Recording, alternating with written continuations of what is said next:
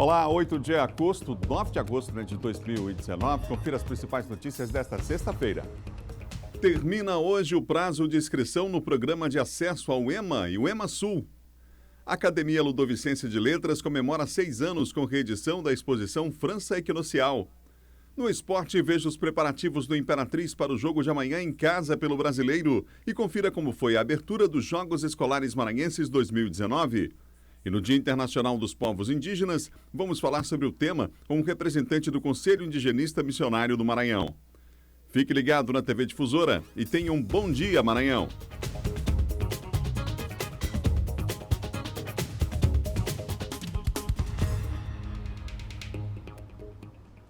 Um ótimo dia para você que nos acompanha em todo o estado aqui pela TV Difusora. A equipe está reunida, preparada para levar o melhor da informação para você, que nos dá um carinho da audiência em todo o estado do Maranhão. Obrigado pela preferência aqui no Sistema Difusora de Comunicação. Já a Biel Mendes vai atualizar você com os principais assuntos da área de segurança. Vamos falar também, girando pela cidade, com o nosso repórter Eduardo Ariceira. E tem informações também do trânsito já. Imagens em tempo real do trânsito aqui na capital, São Luís do Maranhão. Um ótimo dia para você que nos acompanha em Balsas, em Santa Inês, em Açailândia, em Caxias, ligado na programação aqui da TV Difusora. Olha, seguem até hoje as inscrições para o processo seletivo de acesso à educação superior, o PAES 2020. O Eduardo Ariceira tem mais informações para nós sobre o PAES. A inscrição termina realmente hoje, né, Eduardo? Não vai ser prorrogado. Bom dia. Pois é, Adalberto, quem ainda estiver interessado tem que correr, termina nesta sexta-feira aí o último dia para inscrição do PAES 2020. Os candidatos vão fazer a prova neste ano de 2019, mas vale lembrar, eles só ingressam a partir do próximo ano. As provas que serão realizadas aí nos dias 20 de outubro e 24 de novembro, aí no período vespertino, portanto, na parte da tarde, aí das 13 até as 18 horas, aí 6 horas aí de prevista aí para a realização, melhor dizendo, 5 horas de realização de provas, como eu disse, no dia 20 de outubro e 24 de novembro, mas as inscrições encerrando nesta sexta-feira. A quantidade de vagas é satisfatória, ao todo estão sendo ofertadas aí 4.030 vagas, uma grande quantidade de vagas aí disponibilizadas para os candidatos, para a UEMA aqui no campus de São Luís e também mais 910 vagas para o campus da UEMA Imperatriz, que é justamente a UEMA Sul. As provas serão realizadas não só aqui na capital maranhense, na capital São Luís e no município de Imperatriz, mas também em várias outras cidades maranhenses. Aí na lista estão Balsas, Açailândia, Coelho Neto, quer dizer, várias pessoas terão a possibilidade também de realizar as provas nos seus municípios ou então nas proximidades aí em que reside. Como eu disse, 20 de outubro, 24 de novembro as provas serão realizadas. Já falei também da quantidade de vagas. As pessoas que ainda quiserem fazer a inscrição encerrando nesta sexta-feira devem acessar o endereço eletrônico www.pais.ema.br. O valor da inscrição é de R$ 85. Lembrando que aproximadamente 35 mil pessoas pediram isenção aí do pagamento dessa taxa. Mesmo assim, essas pessoas que conseguiram a isenção, aí o não pagamento dessa taxa de R$ 85 para a inscrição no PAES 2020, elas, após esse processo de pedido de isenção, ainda devem fazer a inscrição, porque senão não vão poder fazer as provas. Lembrando que aí a recomendação é que as pessoas cheguem até 60 minutos antes e levem um documento original com foto para a realização das provas. A gente volta no estúdio com você, Adalberto. Obrigado, Eduardo, pelas informações. Está, portanto, hoje o último dia de inscrição no PAES, o Programa de Acesso ao Ensino Superior da Universidade Estadual do Maranhão e também da UEMA Sul. Agora nós vamos mostrar que os vendedores ambulantes que trabalham próximo à Rua Grande estão sendo reposicionados. Enquanto o local definitivo não é entregue, eles estão sendo remanejados de forma provisória. A prefeitura já começou a retirada dos vendedores ambulantes de alguns trechos da Rua Grande, mas ainda é possível encontrá-los em vários pontos. São cerca de 270 cadastrados e que, por enquanto, devem ser posicionados nas ruas transversais. No final de julho, fizemos por volta de 8 reuniões, dialogando diretamente com os 270 ambulantes que estavam cadastrados que estavam trabalhando irregularmente dentro da Rua Grande e foram comunicados que com a proximidade da entrega da obra da Rua Grande, eles não poderiam mais comercializar lá dentro da Rua Grande. De acordo com a prefeitura, é para esta área onde funcionava uma escola aqui no centro da cidade que os vendedores ambulantes serão direcionados. Aqui será construído um shopping popular com toda a estrutura necessária. O local fica próximo ao Complexo Deodoro, ao lado do ginásio Costa Rodrigues. Foi um estudo elaborado através de uma fundação, foi feito um chamamento público para contratar empresas ou fundações que tivessem expertise para fazer esse estudo dentro da cidade, na região do centro, e encontramos o local adequado nas proximidades do Costa Rodrigues, ali da lateral do antigo Colégio Meng. Aquela área vai ser construído um novo shopping com 987 boxes, não vão ser barracas, vão ser boxes, vai ser um shopping popular mesmo. Apesar disso, quem trabalha com o comércio de produtos ao longo da Rua Grande reclama das mudanças e acredita na redução das vendas. O mercado as vendas estão fracas. A gente vai para umas travessagens dessa, as nossas vendas vão decair, né? Entendeu? Aí vai prejudicar muito nós. Isso aí pra gente é um dano muito grande, pô. Porque nós não temos, aqui nós não temos recurso nenhum.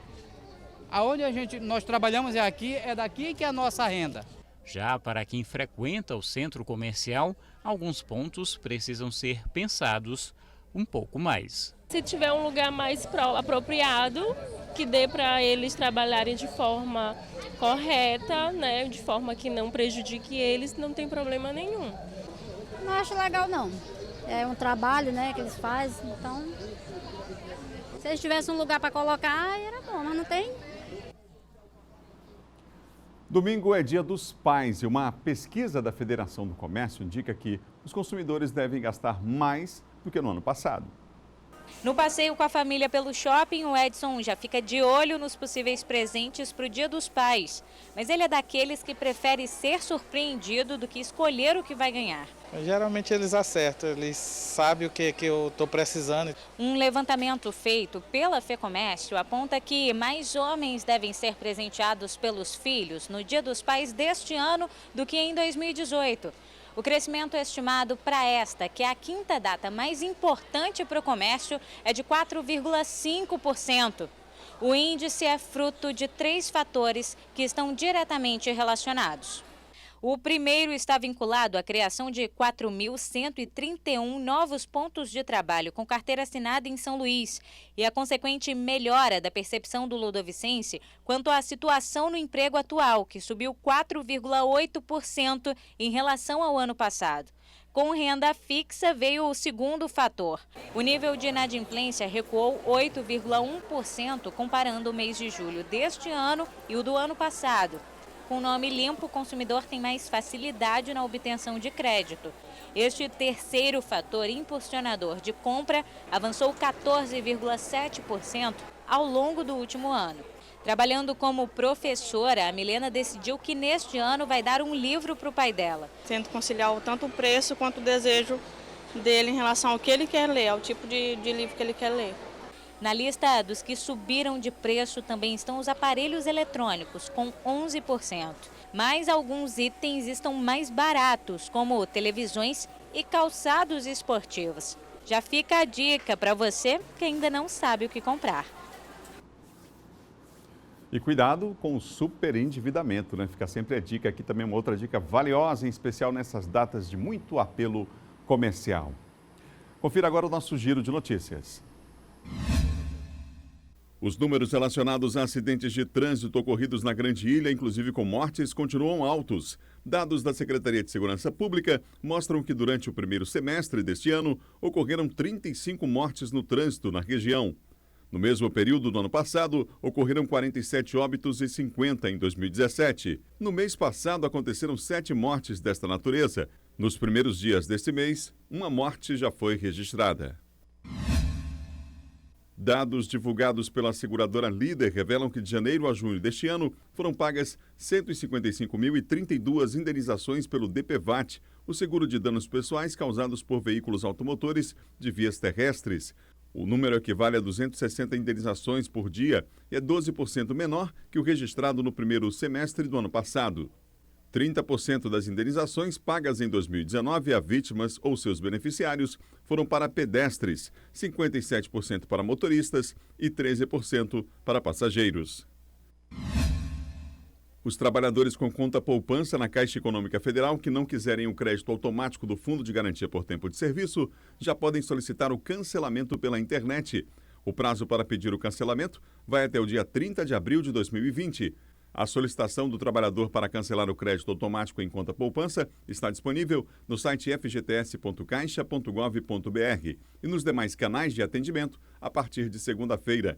No site, o trabalhador pode visualizar o valor a receber, a data do saque e quais canais de atendimento estão disponíveis. A Caixa também criou uma central de atendimento com o número 0800 724 2019. Bom, e agora a gente vai mostrar para você como é que está o trânsito aqui na capital, em tempo real, imagens da central de monitoramento. A gente começa na Avenida Jerônimo de Albuquerque, que inclusive a avenida onde aconteceu um acidente, ali próximo à Rua do 90, daqui a pouquinho o Eduardo Ericeira vai falar ao vivo de lá. Aí nós temos imagens, o trânsito no bairro do Bequimão, você já vê que o trânsito está carregado nos dois sentidos, né? Quem vai para o Angeli, quem vem de lá também, você observa nesse momento, mas não há registro de acidente nesse ponto, nesse momento. O acidente aconteceu mais cedo. Daqui a pouco o Eduardo vai dar informações para nós, mas agora nós vamos para uma outra área importante da cidade. A área Itaquibacanga está a Avenida dos Portugueses, o acesso à Universidade Federal do Maranhão, também ao Porto do Itaqui. Nesse momento, imagens ao vivo, não há registro de acidente nesse instante, nesse ponto da cidade, mas você percebe nas imagens ao vivo que o trânsito está fluindo normalmente. O sol já brilha aqui na Ilha do Amor e a gente vai para outro ponto agora. A descida aí das Cajazeiras, nós temos imagens em tempo real da central de monitoramento, a câmera colocada aí na Guaxinduba, Avenida Guaxinduba, o pedestre ali atravessou já no finalzinho, já do sinal, né? Sinal quase já abrindo, mas tudo bem, ainda bem, atravessando na faixa, essa orientação que se dá para os pedestres. Aliás, ontem foi um dia do pedestre, não é? E aí várias ações aconteceram na cidade. A Avenida Daniel de Latouche, cruzamento com a Avenida dos Holandeses, do lado esquerdo aí os carros que estão vindo do Araçagi, do Olho d'Água, né? E claro que aqui o sentido contrário, as pessoas estão se deslocando para esse ponto da cidade. Mas o trânsito tranquilo, não há também registro de acidentes nesse momento, nesse ponto. Imagens em tempo real para você, mais uma prestação de serviços aqui do Bom Dia Maranhão, aqui na capital maranhense. Imagens em tempo real para você ligado no Bom Dia. No próximo bloco, o John Coutrin e os bastidores da política. O Senado deve votar texto da reforma em até 60 dias. E mais, no Dia Mundial dos Povos Indígenas, mulheres marcham em Brasília na luta pela garantia de direitos. Nós voltamos já depois do intervalo com o Bom Dia Maranhão. Esteja só.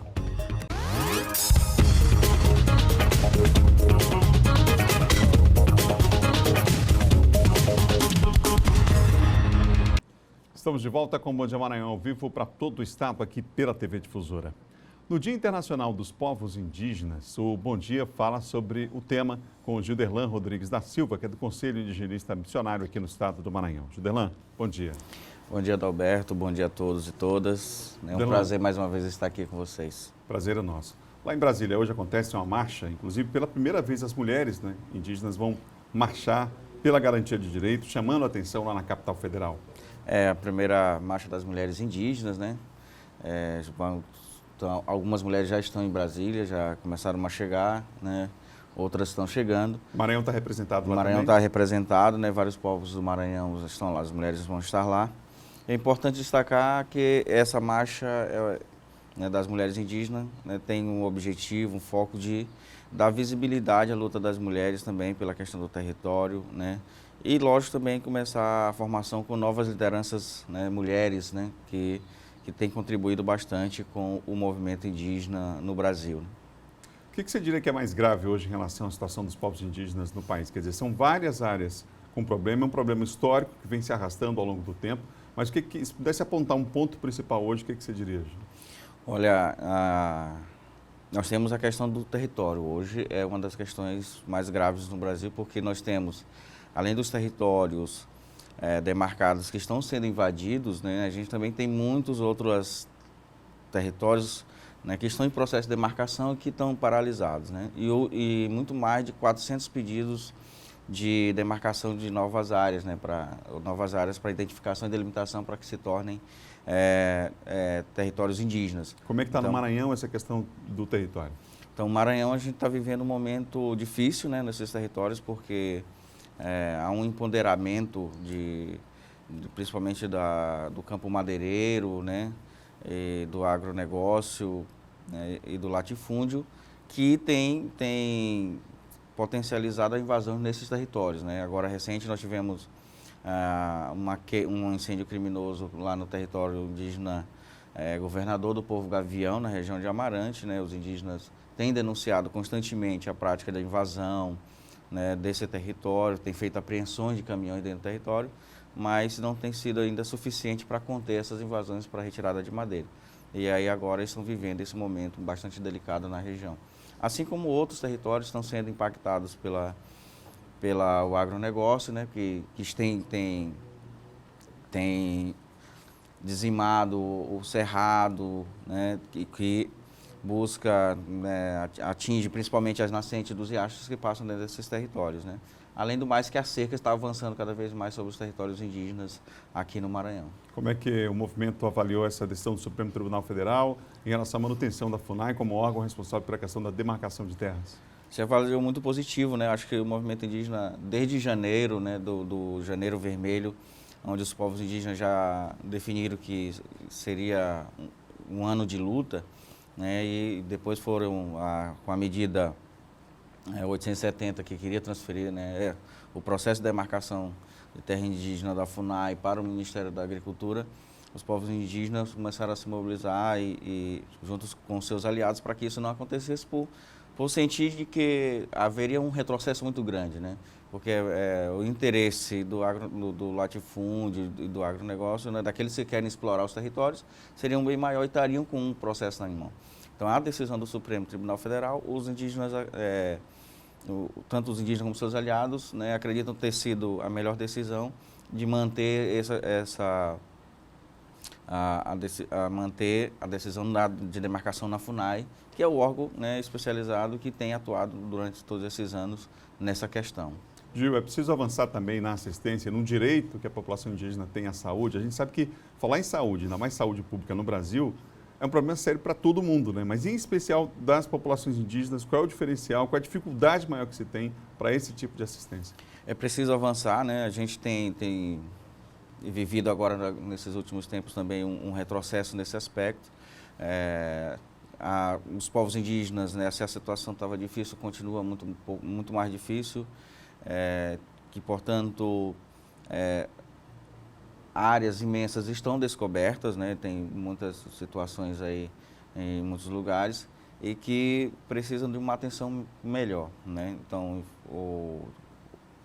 a Secretaria Especial, ela precisa discutir, né, um pouco o atendimento, né? Vai ter a conferência em dezembro Nacional de Saúde que vai dar novos rumos para esse atendimento, mas até lá é preciso que se discuta melhor o atendimento dos povos em determinadas regiões, que é bem crítica.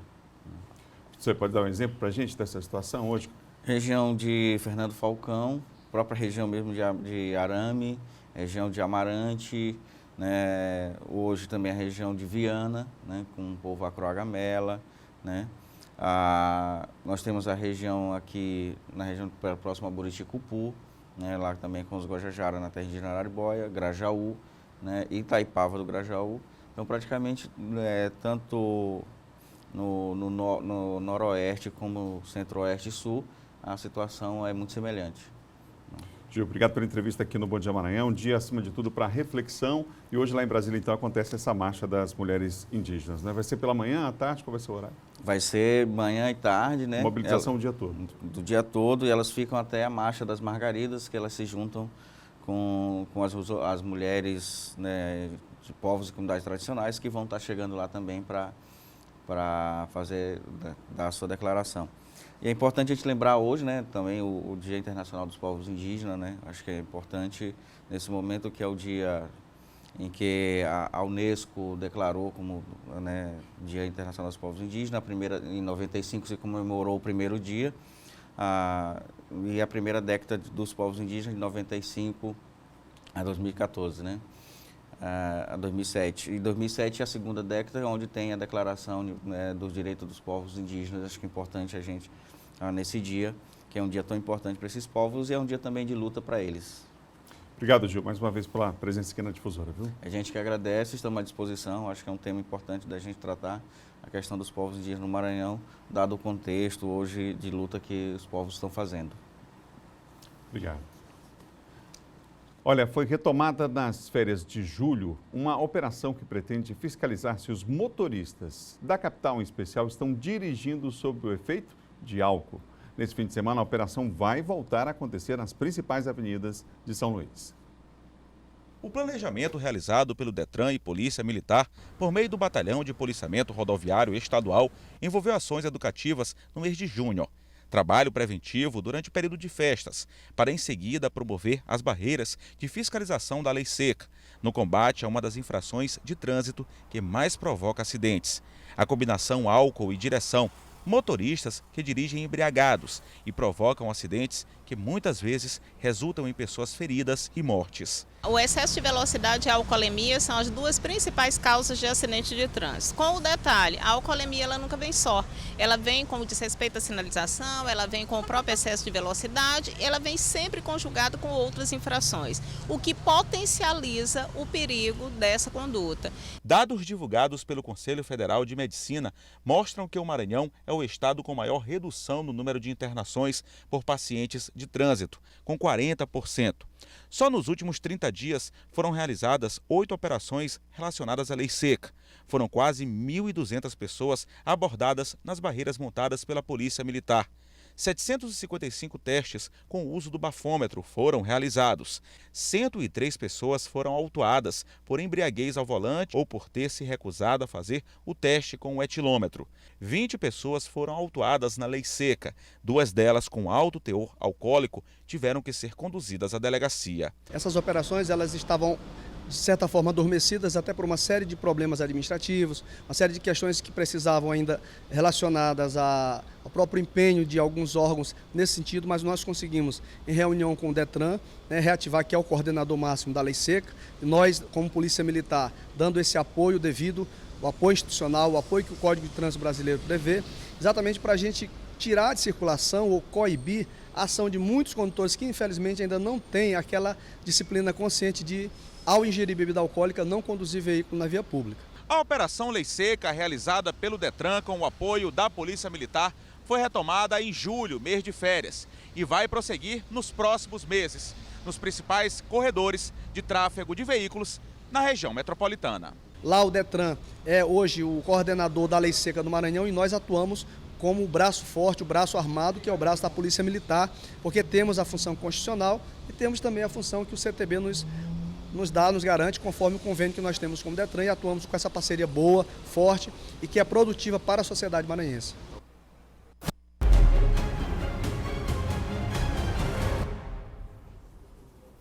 Bial Mendes está comigo nessa manhã. Bial, boa sexta-feira para você. Boa sexta. Bial que está aqui de segunda a sexta com o Bandeira 2. Bial, no interior do estado, na cidade de Coroatá, né?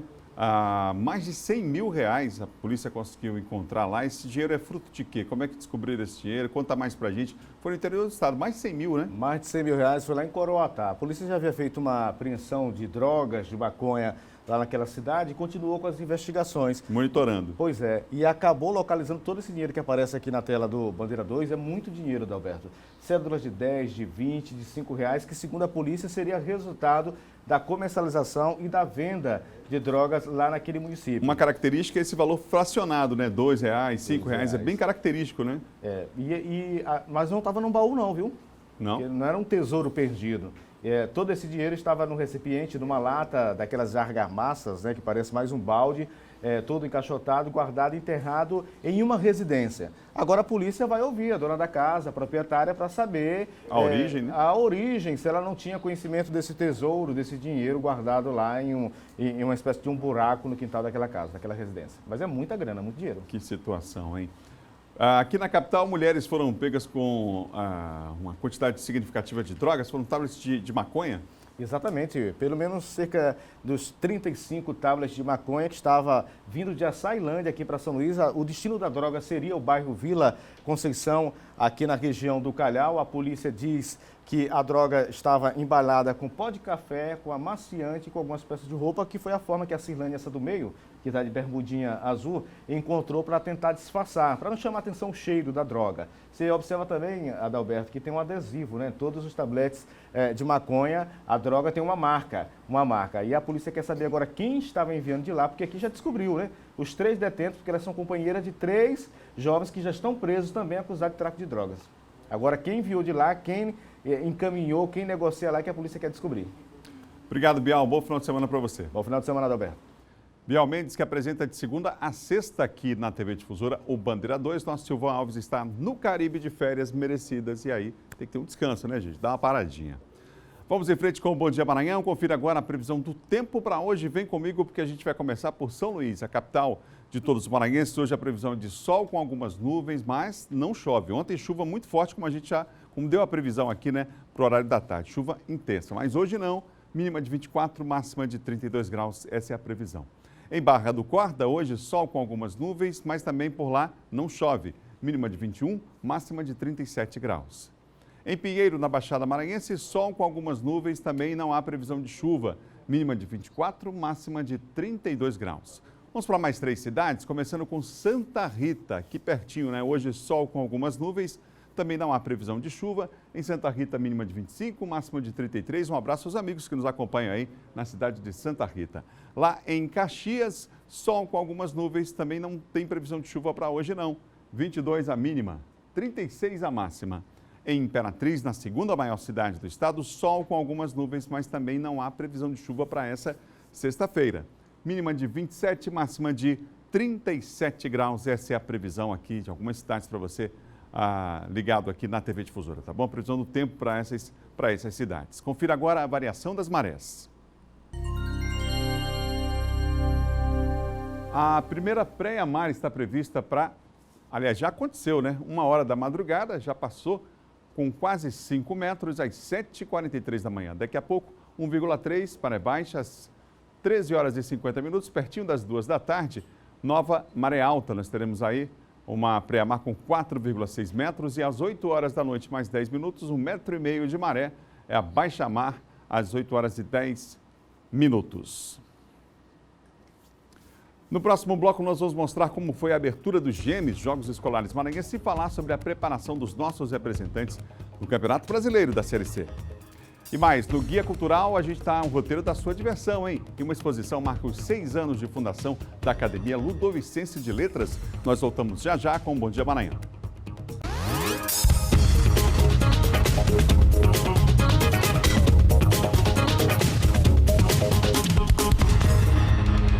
Estamos de volta com o Bom Dia Maranhão, o telejornal que há mais tempo está no ar na história da TV maranhense, aqui na TV Difusora. Olha, um grave acidente foi registrado na madrugada de hoje, na curva do 90. Para lá que nós vamos agora com o repórter Eduardo Ericeira, que tem outras informações. Eduardo. Pois é, Adalberto, um acidente bem grave, a gente já falou sobre o trânsito hoje pela manhã, prestação de serviço, um acidente bem grave, mas felizmente, segundo informações aqui de testemunhas, pessoas que se encontram aqui no local, também funcionários da SEMAC, já ouviram de testemunhas também, havia apenas uma pessoa no veículo, felizmente saiu ilesa, sem nenhum ferimento, apesar da gravidade do acidente, Adalberto. Foi exatamente aqui, nas proximidades da curva do 90, Avenida Jerônimo de Albuquerque, inclusive a placa com o nome da avenida foi arrancada. Fora esse poste de eletricidade que ficou também completamente destruído, o impacto foi bem forte, choque bem forte, o carro rodou na pista, segundo as informações aqui preliminares, o condutor perdeu o controle da direção, rodou na pista, capotou antes de parar nesse matagal que fica em uma das margens justamente aqui da Avenida Jerônimo de Albuquerque. A fiação elétrica, o sistema elétrico aqui já foi desligado, a gente já conversou ali com os funcionários da SEMAC que já se encontram no local desde as primeiras horas da manhã. Adalberto, a primeira informação que chegou é que esse acidente aconteceu no começo da madrugada, por volta de 12h30. Mas a gente conversou com algumas pessoas que se encontram aqui, inclusive moradores aqui do Vinhais, que escutaram o barulho. Você dá para perceber que foi uma colisão muito forte e também com alguns funcionários da SEMAR. Eles disseram que esse acidente foi depois das 4 horas da manhã.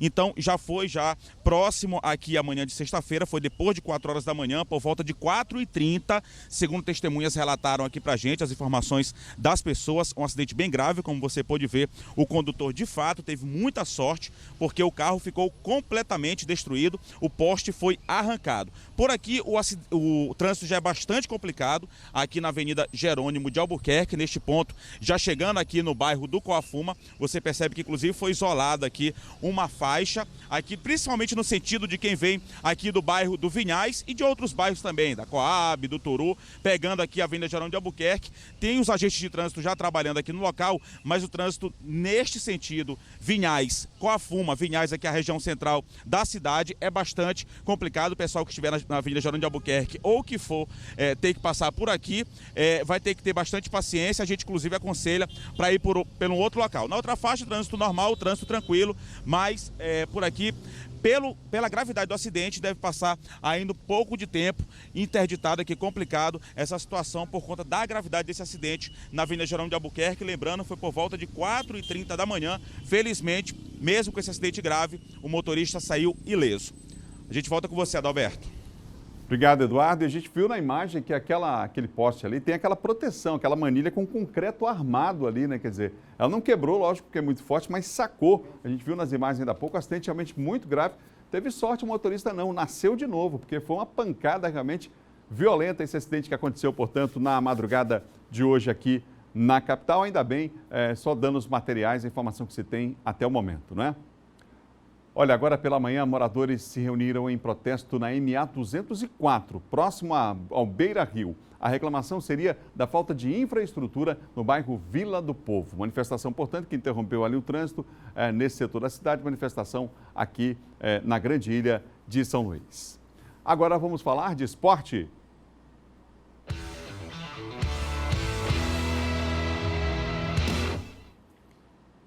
Vamos falar de Campeonato Brasileiro, gente, porque o Cavalo de Aço está intensificando seus treinamentos visando o jogo de sábado contra o ABC. É amanhã contra o time de Natal pela 16ª rodada do Campeonato Brasileiro da Série C. O técnico Paulinho Kobayashi não definiu o time que vai entrar em campo amanhã à noite. Diego Valderrama está voltando aos poucos, após uma fratura no tornozelo que deixou o volante parado por quase 3 meses. Feliz por estar retornando, graças a Deus a recuperação foi boa, graças a Deus estou 100% recuperado da lesão e estou treinando, estou à disposição do treinador. Com o olhar apurado do técnico Paulinho Kobayashi em mais um treino tático no estádio, ele tem conseguido preencher as lacunas que estavam sendo percebidas em campo, principalmente no último jogo. Nós conversamos bastante, né? Eu acho que é fundamental conversar, fundamental a gente mostrar para eles. Então isso daí nós fizemos já no início da semana, estamos agora ajustando alguns detalhes mais táticos, né? Mais técnicos principalmente, final de jogo, nós temos que ter um pouquinho mais de atenção. A sequência que vem sendo trabalhada nos treinamentos estão em um ritmo acelerado, na busca do G4.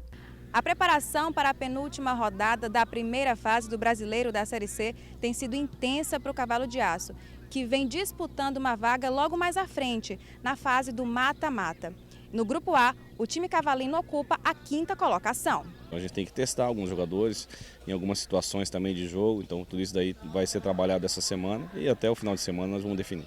Nesta fase, as fichas para a classificação foram todas apostadas. Vale tudo. O confronto contra o ABC será sábado, às 7 da noite, no Caldeirão do Frei. Amanhã, casa cheia aí em Imperatriz para o jogo entre Imperatriz e o ABC de Natal. Jogo importante aí para o nosso Cavalo de Aço representante do Campeonato Brasileiro. O outro representante da Série C, o Sampaio, volta a treinar hoje de olho na partida de segunda em Recife contra o Náutico. O time tricolor está aí matematicamente classificado, né, para a próxima fase.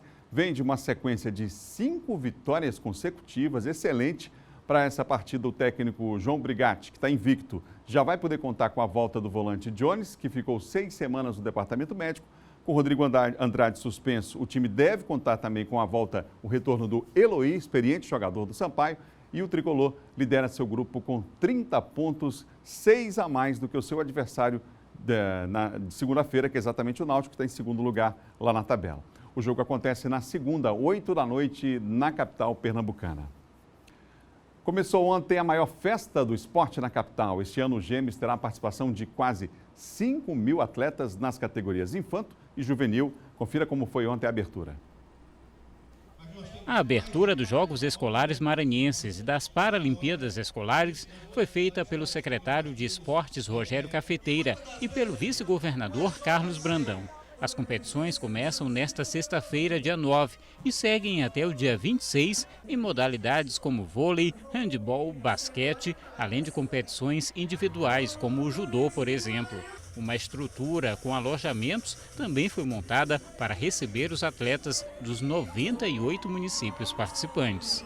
Esse ano a gente tem algumas novidades, um número maior de equipes nas modalidades coletivas. Pela primeira vez, todos os municípios ficarão alojados no mesmo local para que a gente pudesse equalizar isso, dar tratamento igualitário para todos. Nós conhecemos essa estrutura móvel no seminário que houve de medicina e decidimos por ela, para que todos os atletas, todos os jovens ficassem no mesmo lugar e tivessem as mesmas condições de alojamento. São 240 equipes, um total de 4.700 atletas, divididos nas categorias infantil e infanto. A gente tem focado muito e apoiado muito a educação e o esporte não pode ficar fora. Até porque é através do esporte que a gente descobre grandes talentos, é através do esporte que a gente tira os jovens de um possível caminho para as drogas. Então o esporte é saúde, é vida, é convivência, enfim, é um momento que a gente tem que apoiar. As competições são tradicionais no calendário das escolas públicas e particulares do estado e vistas como um importante componente também na formação dos jovens estudantes. A prática do esporte, desenvolve tanto a parte cognitiva e ajuda bastante no lado do aprendizado na sala de aula.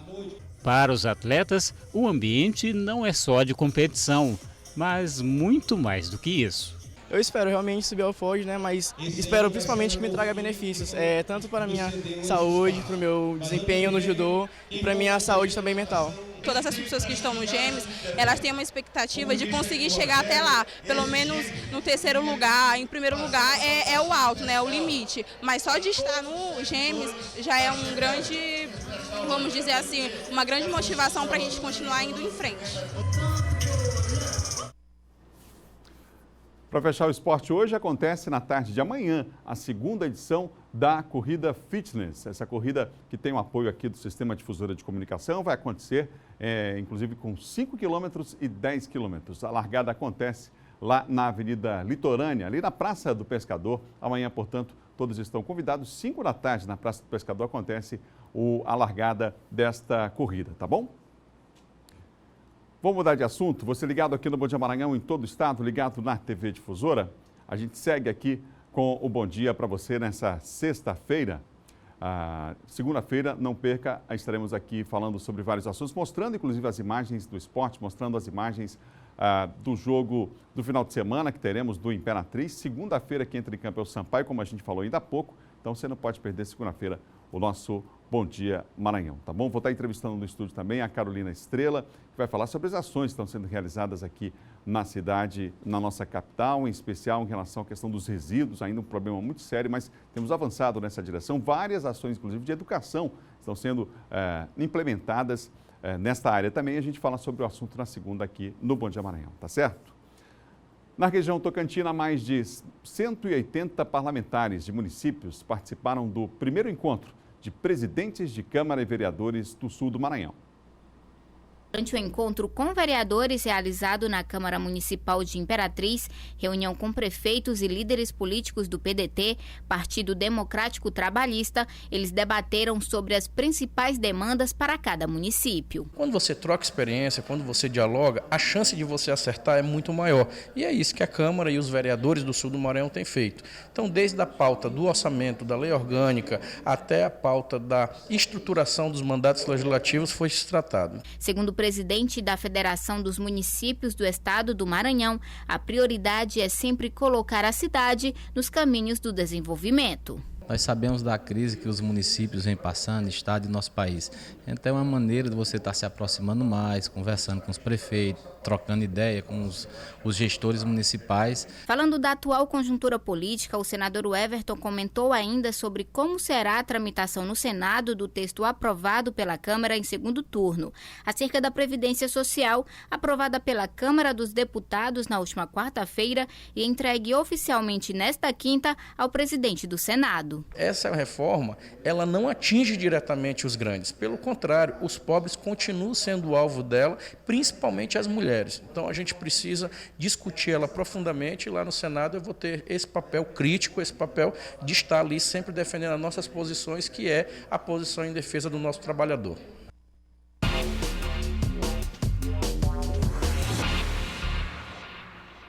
Participação agora de João Coutrinho, nosso colunista de política. João, bom dia. Bom dia, Adalberto. Bom dia a todos. Ô, João, o Senado pode aí concluir a votação do texto da reforma já em 60 dias? Quer dizer, já tivemos 2 turnos na Câmara, daqui a 60 dias o Senado deve já concluir essa etapa? Exatamente, Adalberto. A previsão da presidente da CCJ, né, a senadora Simone Tebet, do MDB, ela avalia que aí 1 mês para tramitar na Comissão de Constituição e Justiça e mais 1 mês para a votação ali em plenário no Senado. O que acontece? O Tasso Gereissati, senador Tasso Gereissati do Ceará, do PSDB, já disse o seguinte, que ele vai ele defende que não sejam feitas modificações ali na proposta, né, da PEC, da reforma da Previdência, enviada pela Câmara.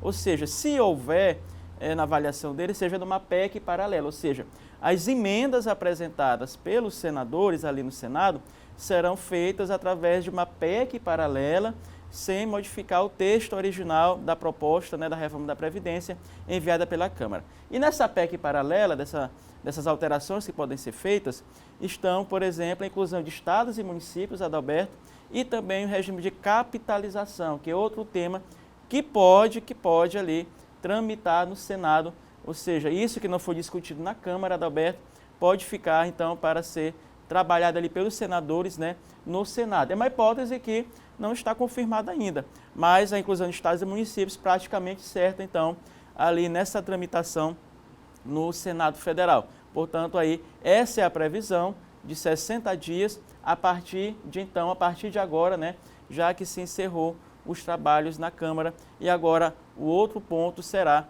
a reforma tributária, que já é alvo de discussão entre o presidente da Câmara, e ontem já houve uma proposta inicial, né, Alberto, foi divulgada uma proposta inicial de reforma tributária pelo governo federal. Deve ser apresentada nos próximos dias, mas simplificando, aí pode haver uma revisão no imposto de renda, né? O governo federal defende acabar com as deduções de educação, de saúde, e também a questão da unificação de impostos. Outro tema, simplificação e unificação, é outro ponto defendido pelo governo.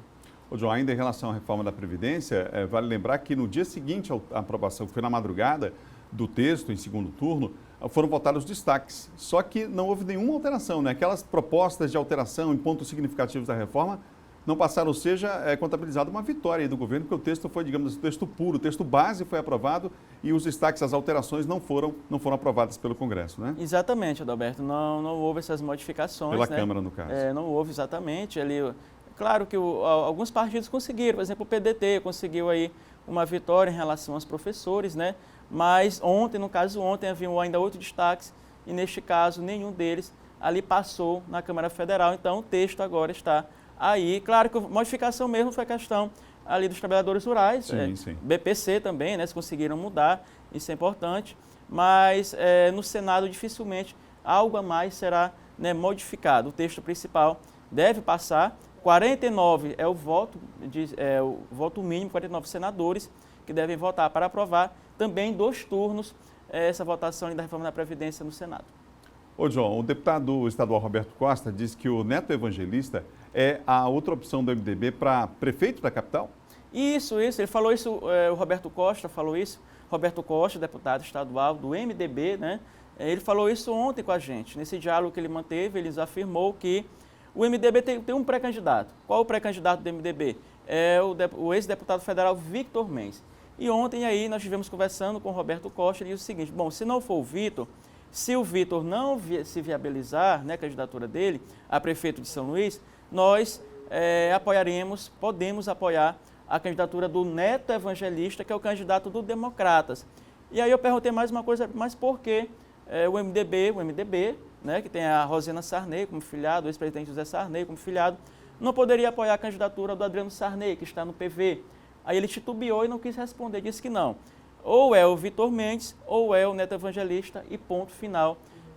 Parece que não há uma inclinação do MDB, o próprio partido da Rosina Sarney e do José Sarney, em apoiar o próprio, né, Adriano Sarney, que é o neto do ex-presidente José Sarney. Portanto, essa é a possibilidade. Para finalizar, Adalberto, prefeito de Santana do Maranhão, Francisco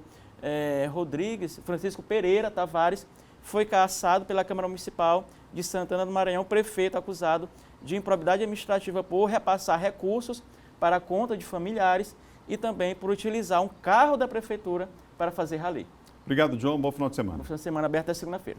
Ao nosso John Coutrin, comentarista de política aqui do Bom Dia. Lembrando que amanhã é sábado, é dia de resenha aqui na TV Difusora. Fique ligado aqui na TV com Estevão Damasio amanhã comandando o Resenha. A literatura imperatrizense ganhou mais um autor adolescente. A paixão pelas letras começou aos 6 anos de idade e a obra do Vinícius Souza vai ser lançada no Salão do Livro ainda esse ano, Imperatriz.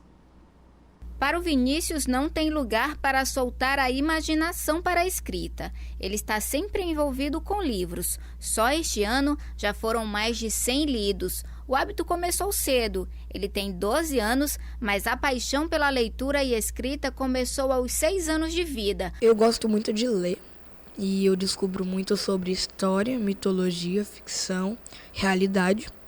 E aí eu sou muito criativo e eu pego uma coisa de toda coisa um pouco e junto tudo. O trabalho sempre foi acompanhado pelo pai, que ajuda a escolher e a revisar o que vai ser publicado. Ele lembra de um momento interessante na carreira do filho. Quando Vinícius falou que queria ser escritor, pediu um computador para o pai, que não acatou de imediato. E não é que o menino deu um jeito nisso tudo. Passou 10 meses engraxando sapatos e contou também com a ajuda de familiares que sempre o incentivaram.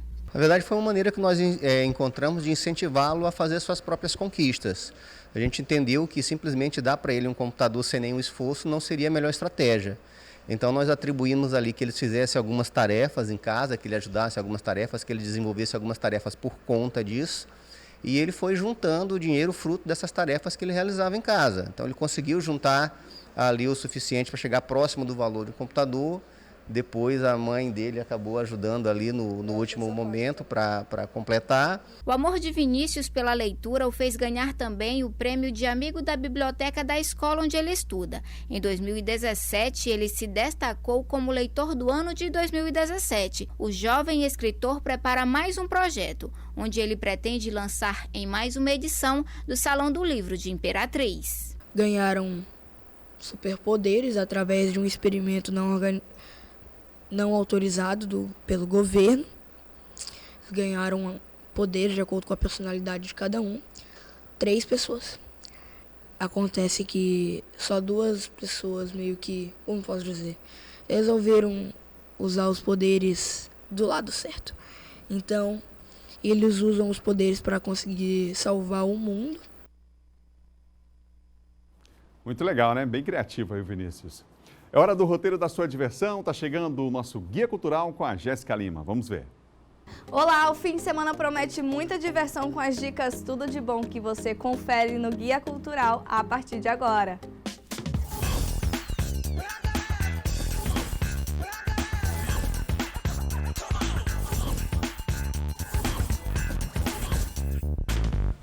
O fim de semana será de risadas no Teatro Arthur Azevedo. Isso porque depois de 8 anos de sucesso e visto por mais de 1 milhão de espectadores, a comédia Pão com Ovo, que sempre se renova, vem agora com novos quadros e uma nova história. Tudo sobre a separação de Digé e o seu novo romance. Hoje, a apresentação será às 20 horas, amanhã às 17h30 e domingo também às 17h30. Esse cabo de aço não te segura, minha irmã, tu tá gorda, mas esse cabo de aço te segura. A exposição Infinito Bonitos fica em cartaz até amanhã no Centro Cultural Vale Maranhão e apresenta um panorama da obra da dupla Cantone Crescente, com participação de Raquel Conga. Vale lembrar que é a primeira vez que as 5 obras que já passaram por diversos países são expostas em conjunto, criando novas relações e efeitos para mexer com a percepção do público. O Centro Cultural Vale Maranhão fica aberto das 10 às 19 horas e a entrada é franca. A Casa da Arte Centro de Cultura recebe a partir de amanhã a exposição Eu Sou Mulher, do coletivo de mulheres com deficiência do Maranhão. A abertura da exposição fará parte da programação do projeto Quintal Cultural, que ainda terá um bate-papo com as modelos, equipe de produção e público. E também um show musical ao pôr do sol com Isabelle Passinho. A programação faz parte da comemoração aos 5 anos do Casa da Arte. A exposição fica em cartaz até o dia 21 de setembro e com a entrada gratuita. De hoje até domingo, música e gastronomia estarão reunidos no Festival de Sabores, que traz as principais cervejarias artesanais do sul do Brasil para São Luís. Esse evento é inédito e promete marcar o fim de semana de comemorações pelo Dia dos Pais na capital e conta com atrações musicais. Hoje tem show da banda Rock in Rio a partir das 20 horas. Amanhã, no mesmo horário, é a vez da banda Vertigo. E no domingo, os shows começam mais cedo. Às 17 horas tem banda infantil Vagalume e às 19 horas, Galeto do Samba. O evento acontecerá no estacionamento aberto do Rio Anil Shopping, sempre a partir das 17 horas. Domingo, ponto de encontro para toda a família e amigos é a Feirinha São Luís, que acontece na Praça Benedito Leite. A programação começa cedo, a partir das 8 horas, com a banda da Feirinha. Em seguida, tem show com Bruno Martins, Grupo Raça Capoeira, Banda Máquina do Tempo, Orquestra Maranhense de Reggae e às 13 horas, Bendito Samba. Essas foram as nossas dicas para esse fim de semana. Eu vou ficando por aqui, até a próxima. Tchau, tchau. Valeu, Jéssica. Olha, a Academia Ludovicense de Letras está completando 6 anos de existência. Para marcar a data, foi aberta ontem a reedição de uma exposição que conta a história da nossa capital antes mesmo da sua fundação.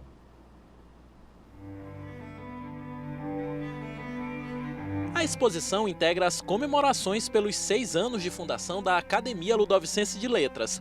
O objetivo da mostra é apresentar São Luís através de um olhar diferente. Aqui é possível redescobrir a cidade antes mesmo da fundação e a grande influência francesa que recebeu. Nós temos a representação de várias reuniões, nós juntamos em uma reunião, onde juntamos todos que participaram das outras reuniões, para mostrar um pouquinho que houve esse processo lá, houve esse entendimento para decidir que nessa parte do Brasil precisava ser colonizada e os franceses vieram oficializar o que eles já moravam aqui e vieram oficializar assim a coroa francesa mandando assim nessa parte do Brasil. A exposição conta com inúmeros trabalhos que fazem o visitante viajar no tempo.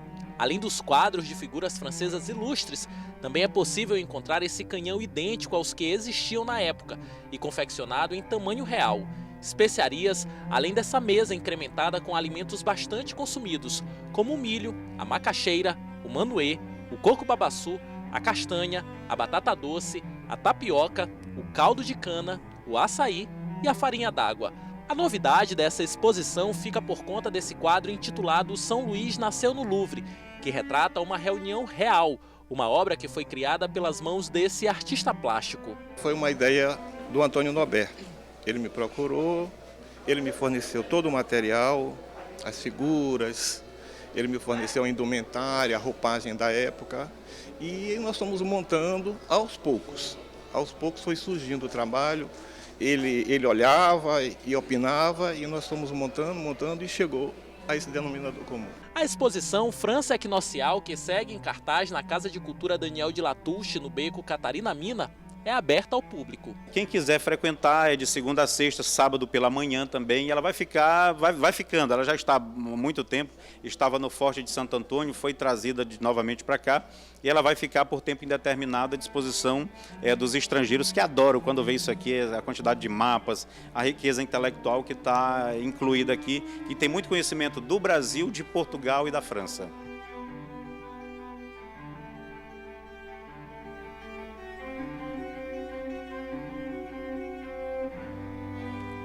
A gente vai continuar com essas imagens dessa exposição importante. Vida Longa Academia Ludovicense de Letras. A exposição faz parte aí desses 6 anos de fundação da academia. Bom Dia termina agora. Outras notícias você confere no nosso portal MA10. Ótimo final de semana. A gente se encontra na segunda às 7 horas da manhã. Fique com essas imagens para a gente encerrar essa semana com muita cultura. Para você, tudo de bom. Até segunda.